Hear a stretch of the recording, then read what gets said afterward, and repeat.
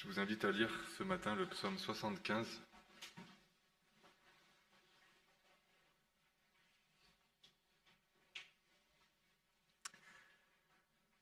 Au chef de chœur, ne détruis pas, psaume d'Asaph, cantique.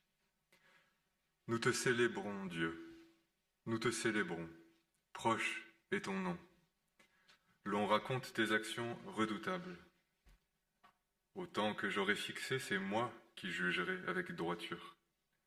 La terre se fond avec tout ce qui l'habite, c'est moi qui affermis ses colonnes. Je dis à ceux qui se vantent, ne vous vantez pas, et aux méchants, n'élevez pas le front, n'élevez pas si haut votre front, ne parlez pas ainsi le cou raide, car ce n'est ni de l'Orient ni de l'Occident, ni du désert que vient l'élévation. Car Dieu, qui est celui qui juge, il abaisse l'un et il élève l'autre. Car il y a dans la main de l'Éternel une coupe, où fermente un vin plein de mélange, et il en verse. Tous les méchants de la terre sucent, boivent jusqu'à la lie. Et moi, je l'annoncerai à jamais, je psalmodierai en l'honneur du Dieu de Jacob, et j'abattrai le front de tous les méchants, le front du juste s'élèvera. On pourrait ajouter la lecture du psaume 76 qui va un peu dans le même sens, mais peut-être vous pourrez la lire, voilà, chacun de votre côté. J'invite à ajouter la lecture d'Ésaïe chapitre 2, verset 9.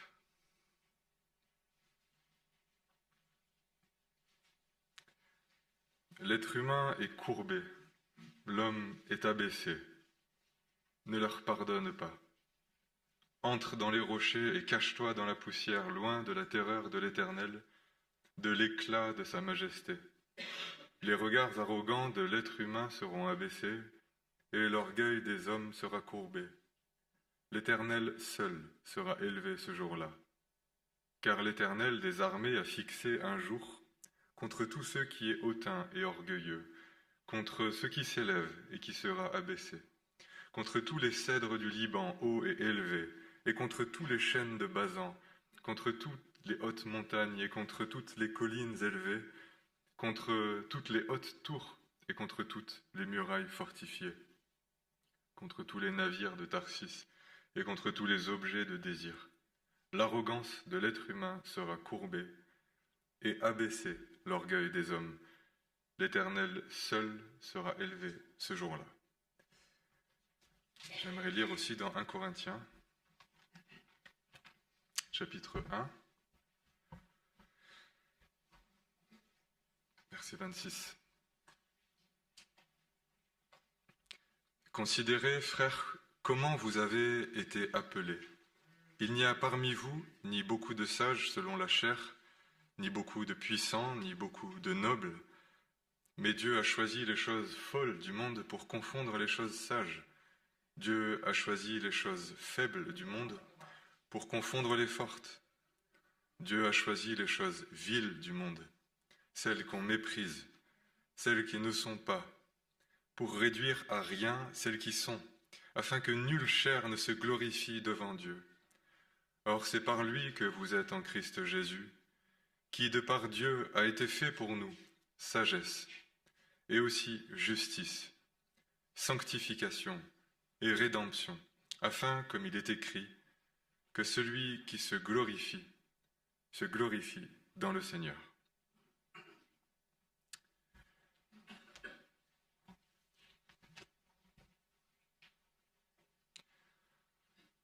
C'est un psaume où Dieu, dans son autorité, dans sa justice, dans sa grandeur, est célébré.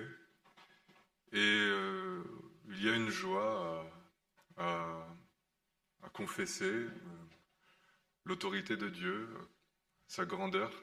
Et je pense que c'est là que se vérifie, on pourrait dire, le sentiment des vrais adorateurs. Ils ont de la joie quand Dieu est glorifié.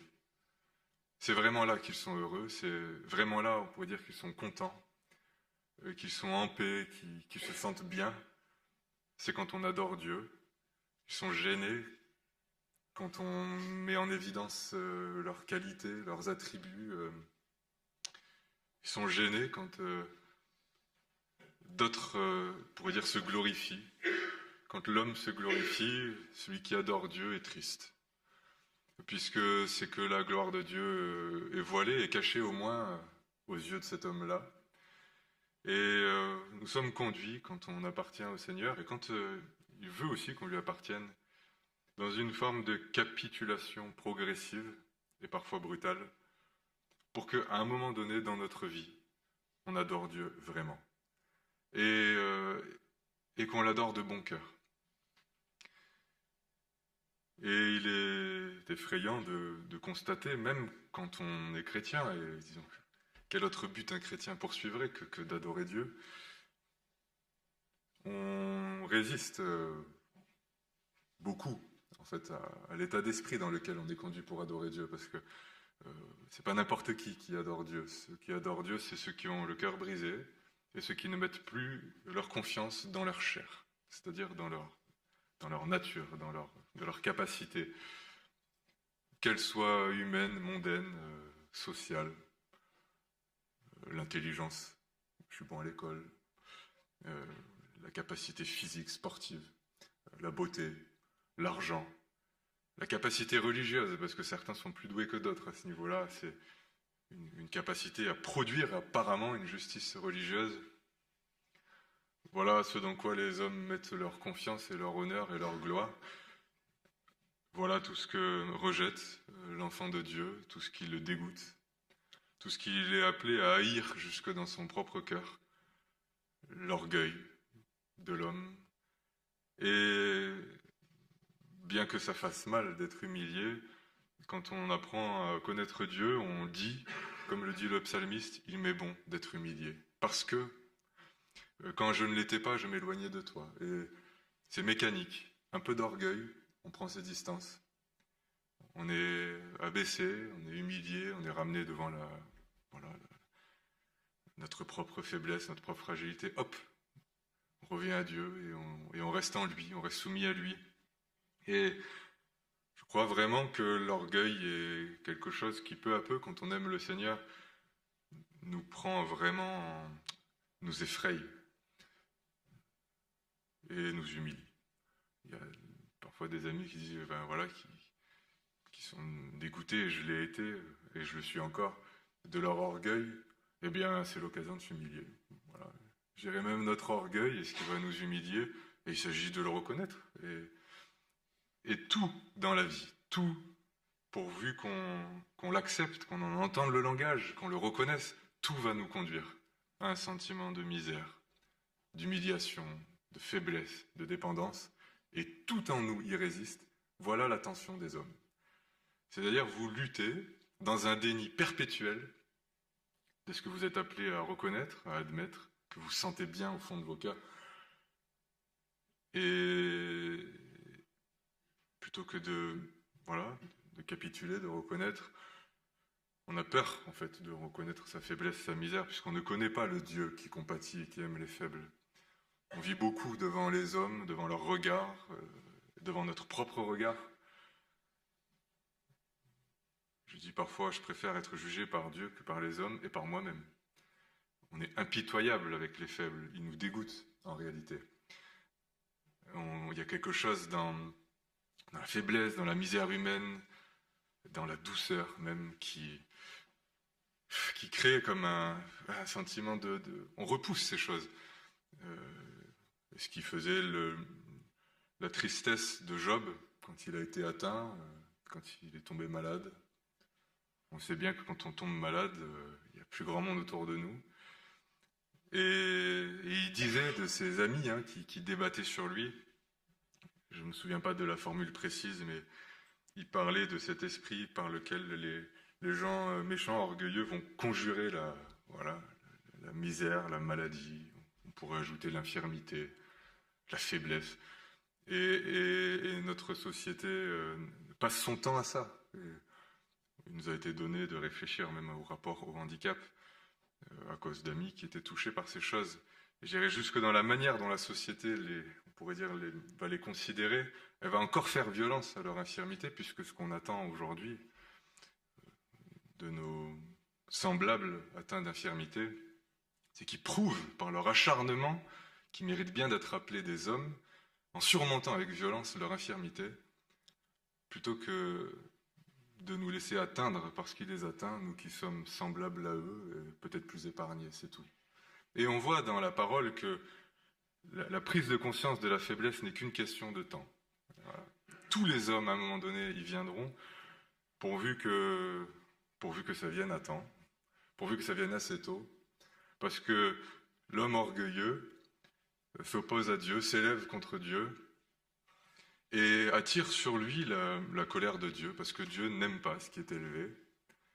Et il est dit, viendra un jour où tout ce qui est élevé, tout ce qui est hautain, capitulera devant lui. Et je pense que nous sommes appelés à considérer tout ce qui est élevé comme ça.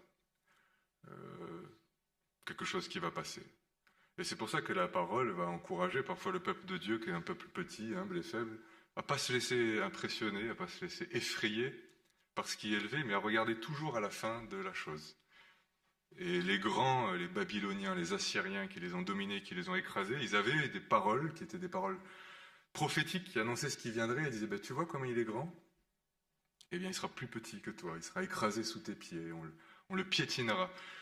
Alors, ça peut sembler présomptueux, ça, dis donc, qu'un petit peuple se glorifie d'une telle parole, mais il ne s'agissait pas de la vengeance d'un peuple faible contre un peuple fort.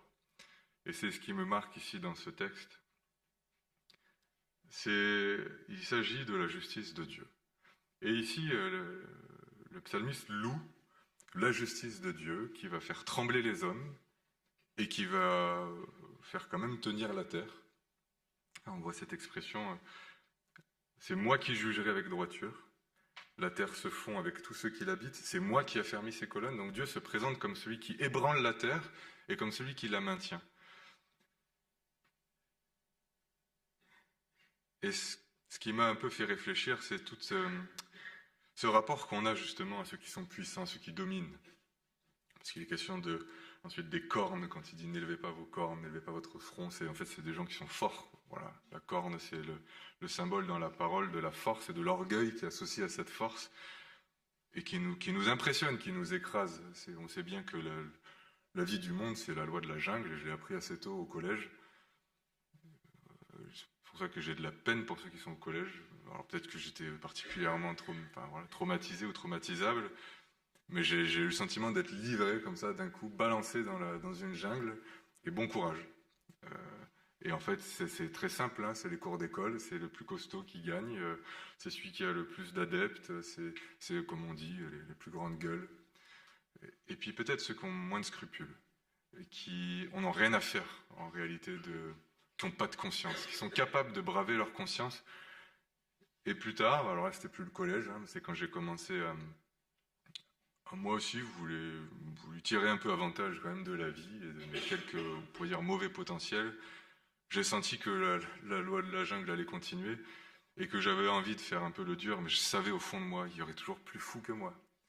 C'est pour ça que vous pouvez faire les malins, vous pouvez vous bagarrer, vous pouvez rivaliser, vous pouvez faire tout ce que vous voulez, jouer des coudes, etc. Mais vous tomberez toujours sur plus fort que vous, sur plus fou que vous, sur plus méchant que vous, sur plus orgueilleux que vous. Et ça fait peur. L'histoire des hommes, c'est l'histoire des peuples qui ont été plus forts les uns que les autres, les races qui ont été plus fortes les unes que les autres, et la vengeance des peuples. Et on pourrait dire la vengeance, bon le mot on ne peut pas tellement l'utiliser, mais la vengeance des couleurs de peau, la vengeance des genres, c'est-à-dire de ceux qui ont été dominés et qui l'ont été, et il ne s'agit pas de le nier, et qui veulent vaincre ceux qui les ont dominés, plutôt que de reconnaître qu'il y a sur la terre des dominateurs, des méchants, et que c'est là, et encore, une conséquence du péché. Et je réalise souvent que quand on sent ces choses, c'est une ambiance, l'orgueil. Il y a quelque chose qui s'installe, on sent que ça ne va pas forcément être le plus spirituel qui va être écouté, ça ne va pas être le plus sage. Mais il y a d'autres choses qui s'imposent, d'autres choses qui se manifestent, et ça fait peur. Parce que vraiment, quand c'est pas le Seigneur qui est respecté, quand c'est pas la sagesse d'en haut, quand c'est pas le Saint-Esprit qui gouverne, il y a de quoi avoir peur, parce que vous serez victime à moins d'être plus méchant. C'est comme ça. Malheureusement, ça arrive qu'il en soit ainsi dans l'Église, que dans l'Église, ce sont les plus, on pourrait dire, les plus téméraires, les plus éhontés, les plus impénitents, c'est-à-dire les gens qui ont, comme on dit, pas de race, quoi. Bon, voilà, c'est un beau... Mais c'est-à-dire qu'ils n'ont pas de scrupules. On se dit, mais elle est où la conscience? Il n'y a rien qui va l'arrêter? Non, il n'y a rien qui va l'arrêter, il va vous démolir. Ça fait peur. Et qu'est-ce qu'on fait quand on a peur? Ben, on va se défendre. Et puis on va chercher disons, à faire tomber cet orgueil. On ne supporte pas que des gens s'élèvent, mais en fait, en réalité, qu'est-ce qu'on ne supporte pas? On ne supporte pas qu'ils s'élèvent plus haut que nous. Et on va vouloir qu'on soit au moins apparemment à égalité.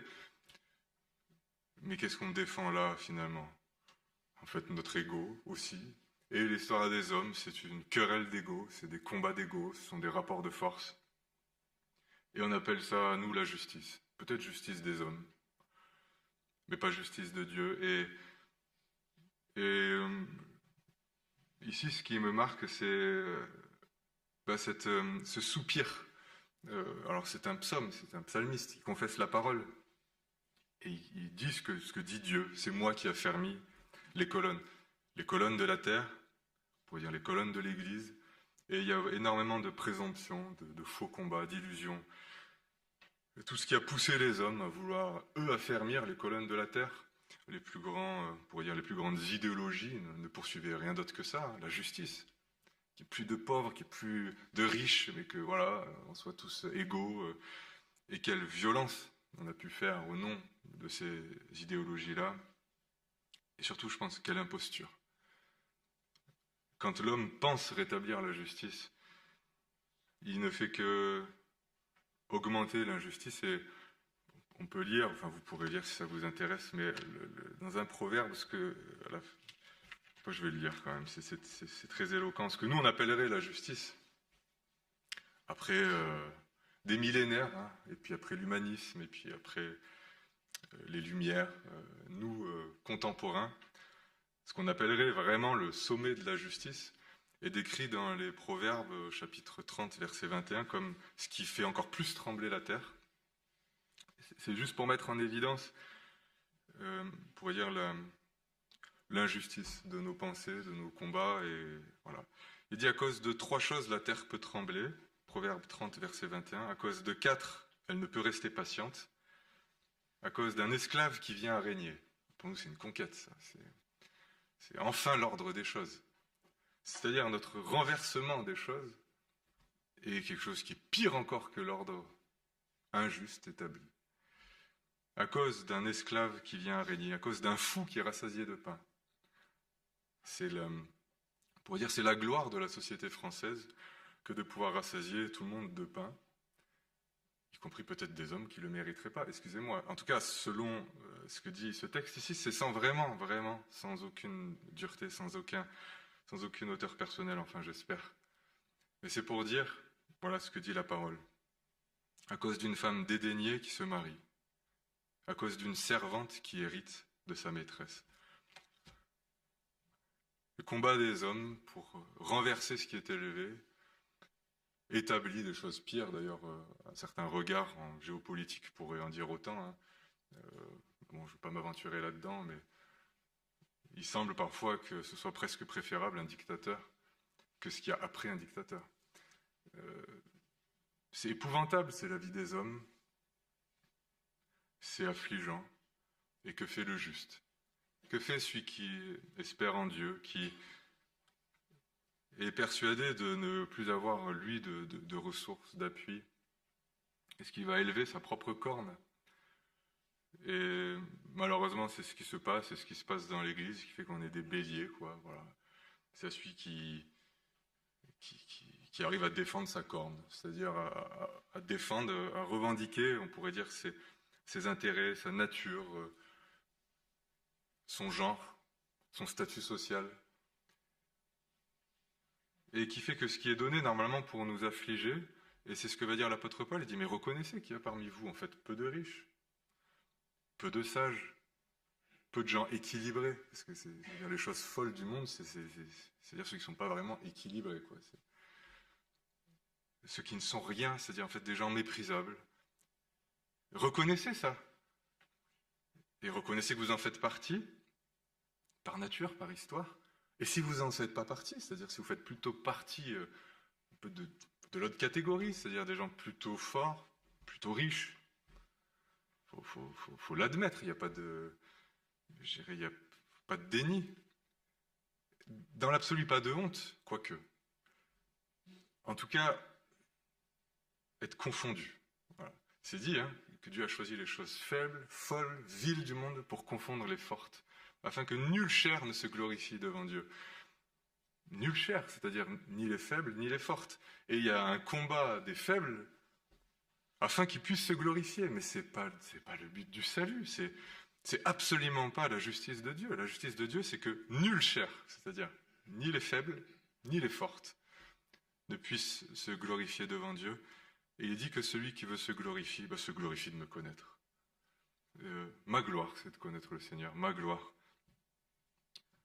c'est qu'il ait tout accompli pour moi, c'est qu'il soit ma justice, c'est qu'il soit ma force, qu'il soit mon consolateur, qu'il soit ma dignité. C'est parce que je le connais lui que je suis moins ébranlé par le mépris des autres. Il pourrait me mépriser, je sais que mon Dieu m'aime, que j'ai du prix à ses yeux, mais je n'ai rien d'autre à opposer au mépris. Et souvent, on veut triompher du mépris des autres par un mépris supplémentaire. Et c'est comme ça que les pauvres, pour surmonter la vexation de la présence des riches, vont mépriser les riches. Que les femmes, qui selon la parole sont des êtres plus faibles, vont mépriser les hommes pour ne pas être vexés par leur supériorité de caractère, de tempérament, de force physique. On pourrait dire ça de tous. On triomphe du mépris par le mépris, de l'orgueil par l'orgueil. Si vous voulez, vous avez les orgueilleux et puis les orgueils blessés. Et puis voilà, c'est souvent ça qui conduit les hommes et qui va nous donner envie, parfois au nom de l'amour de Dieu, de la justice de Dieu, etc., d'aller démolir ces orgueilleux-là quand même. Et alors, on s'engage dans un faux combat, on crée plus de dégâts, et je pense qu'il n'y a pas, comment dire, il n'y a pas plus sensible à l'orgueil des autres que les orgueilleux. Voilà. Parce qu'en fait, l'autre représente une menace. Et alors, vous avez ceux qui apparemment sentent toujours dans l'orgueil des autres, ah lui je sens, il me méprise et tout ça. Qu'est-ce qu'on s'imagine dans les regards des fois? Il te méprise ou tu te sens méprisable par rapport à lui? C'est déjà pas la même chose. Et si tu te sens méprisable, est-ce pas là une occasion de descendre un peu en toi-même et de reconnaître que tu n'es rien? Lui n'est rien, certes, mais toi aussi, tu n'es rien. Et en fait, la réalité, c'est que la manifestation de l'orgueil va conduire généralement on pourrait dire dans un mécanisme qui est un mécanisme de péché. L'orgueil entraîne l'orgueil. Et j'ai été touché une fois par ce psaume 39 où le psalmiste décrit son état, sa perplexité devant, voilà, on pourrait dire la méchanceté devant l'orgueil. Et il dit dans le psaume 39, hein, je disais, je garderai mes voies, de peur de pécher par ma langue, parce que quand il y a de l'orgueil, il y a vraiment la tentation de pécher. Je garderai un frein à ma bouche tant que le méchant sera devant moi. Je suis resté muet dans le silence, je me suis tu, éloigné du bonheur, ma douleur était extrême. Mon cœur brûlait au-dedans de moi. C'est la douleur qu'on peut éprouver devant les dominateurs. Et ça existe, vraiment. C'est-à-dire celui qui va user de sa position supérieure, de sa force supérieure, pour vous asservir, pour vous écraser. Voilà. Et le chrétien est comme ça, il est sans défense. Vraiment, on est sans défense face aux méchants, sans armes. On ne peut pas prendre les mêmes armes. Ils vont gagner à tous les coups. Et dès qu'il y a des conflits d'église, qu'est-ce qu'on va faire? Est-ce que ça va être le plus acharné, le plus méchant, le plus dur qui va gagner? Moi, dans ce cas, je jette les armes, j'ai perdu. Et le psalmiste va dire cela, ça m'avait instruit à un moment où je me sentais quand même un peu méprisé dans le sens où on me renvoyait à ma faiblesse pour me disqualifier. Et c'est pas très facile, notamment quand vous devez exercer un service, un ministère. Mais j'ai envie de dire, moi, il n'y a pas besoin qu'on me convainc de ma fragilité. Et ben, je suis capable de l'oublier quand même. Surtout quand on me méprise. Et le psalmiste va dire cela, mon cœur brûlait au-dedans de moi, dans mon gémissement un feu s'allumait, la parole est venue sur ma langue. Éternel, fais-moi connaître ma faim, quelle est la mesure de mes jours. Je reconnaîtrai combien je suis fragile. Voici que tu as donné à mes jours la largeur de la main, la durée de ma vie est comme un rien devant toi. Oui, tout homme debout n'est qu'un souffle. Et bien quand on vous méprise, ou que vous vous sentez méprisé, parce que vraiment, on se sent méprisé parfois que par orgueil. Il y a un texte qui dit cela. Je ne suis pas sûr de le retrouver. Oui, quand vient la prétention, vient aussi le mépris. Mais la sagesse est avec les modestes. Parfois, on se sent toujours méprisé, mais c'est juste parce que on est prétentieux, quoi. Donc en fait, les autres sont juste la barre qui nous rappelle qu'on n'est pas au-dessus de la barre, quoi. Et les comparaisons vont nous rappeler que peut-être on est un peu bon dans ce domaine, mais pas dans tous. Et puis peut-être là j'ai une qualité, mais là il est meilleur que moi. Et puis lui, en fait, il est peut-être un peu plus riche, et lui il est un peu plus gentil, et puis lui il a peut-être un meilleur don spirituel, etc. Et alors il me méprise. Non, c'est juste que tu es peut-être un peu moins. Bref. En tout cas, dans ces comparaisons, dans ce regard sur l'homme et sur son orgueil, pouvoir dire, Seigneur, révèle-moi combien je suis fragile, parce que c'est ce que je suis tenté d'oublier là, maintenant. Et j'accepte au contraire que ça me soit rappelé et que ce sentiment d'humilité, de fragilité, de misère subsiste dans mon cœur, s'installe en moi, demeure en moi. Et alors, tout ce qui va participer à me le rappeler, je ne vais pas le rejeter. Et c'est là où on pourrait dire, on va voir l'honnêteté de quelqu'un qui apparemment désire être humble. Est-ce que quand on lui rappelle quand on lui rappelle sa fragilité, est-ce qu'il l'accepte, est-ce qu'il se réjouit, est-ce qu'il réagit avec vexation, avec orgueil, avec violence? Je pense, dans chaque état, chaque période de notre vie, quel que soit notre âge, je dirais, il y a l'humiliation de la jeunesse, que parfois les plus âgés nous rappellent. Mais il y a l'humiliation de la vieillesse, que parfois les plus jeunes leur rappellent, par le simple fait d'exister. Vous avez un vieux devant vous. Est-ce que vous pouvez nier qu'avec ses cheveux blancs, il a plus d'expérience, plus de sagesse a priori, et bien plus de choses à son compte que vous?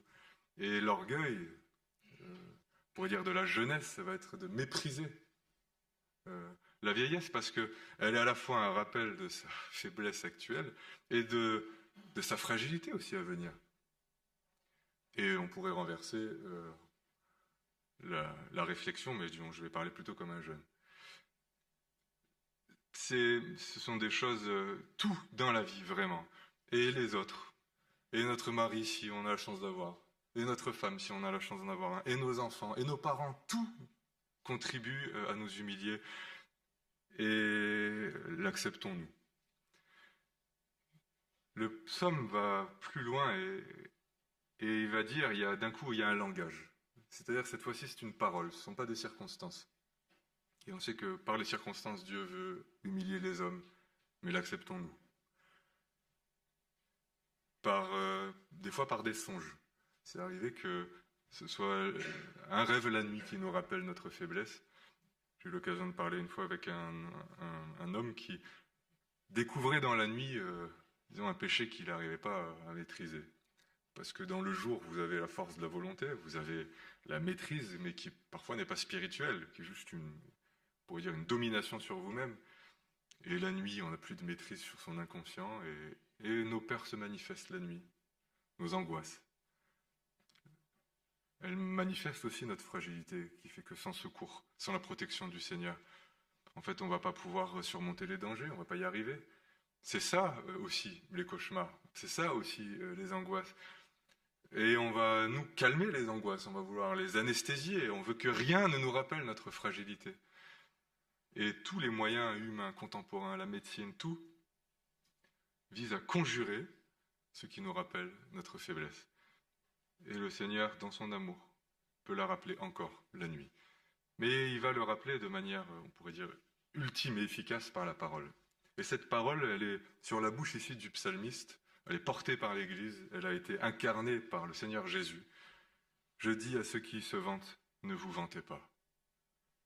Je dis aux méchants, n'élevez pas le front. N'élevez pas si haut votre front. Ne parlez pas ainsi, le cou raide. Ça me confond en fait. C'est pas ici la parole d'un homme violent. C'est pas ici la parole d'un redresseur de tort, des lanceurs d'alerte, des révolutionnaires, des propres justes, de ceux qui apparemment veulent que tout aille bien dans l'Église. C'est ici un avertissement humble et bon, qui va s'adresser à nous, qui va s'adresser à notre conscience, et qui me dit, ne te vante pas. N'élève pas si haut le front, quoi. C'est touchant, quoi. Ça va même. N'élevez pas le front, n'élevez pas si haut le front, c'est-à-dire ne sois pas si orgueilleux. À la limite un peu, quoi.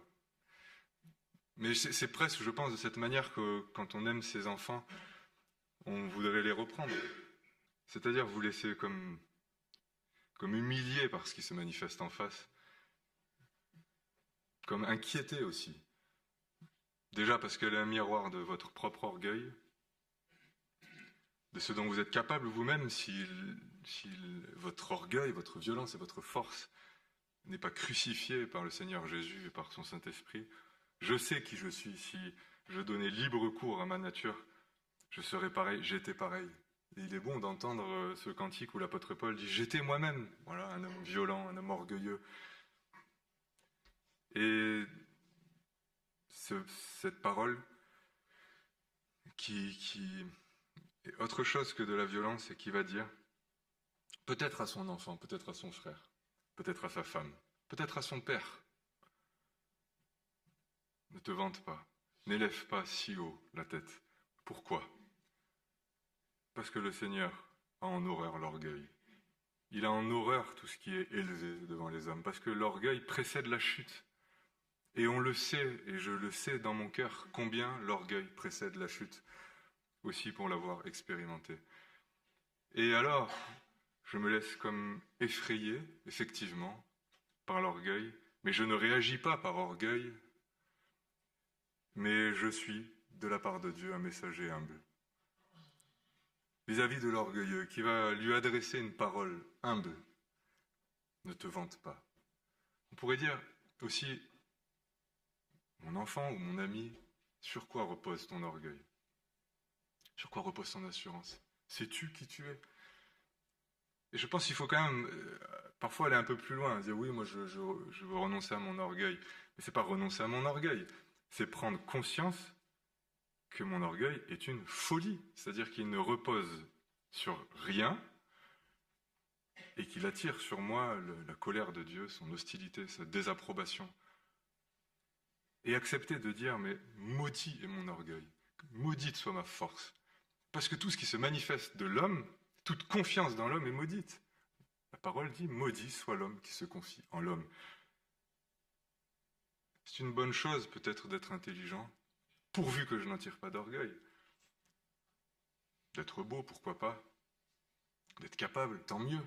Vraiment. C'est pas une histoire de misérabilisme et d'avilissement de tout ce que Dieu a créé de bon. Et d'ailleurs, c'est ce que va dire la parole. Mais simplement, si Dieu t'a créé beau, qu'est-ce que tu vas en tirer, un quelque orgueil ? Tu es pour quelque chose ? Non.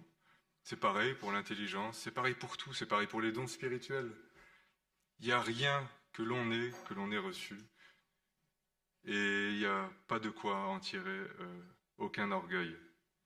Et alors le psaume annonce ce jugement terrible sur tout ce qui est élevé et qui veut le rester. Et y compris l'orgueil religieux. On retrouve ce que va Jésus au moment dire à ces pharisiens qui étaient très soucieux apparemment de l'argent, qu'on donne aux pauvres, etc. Mais en fait, c'est eux qui aimaient l'argent.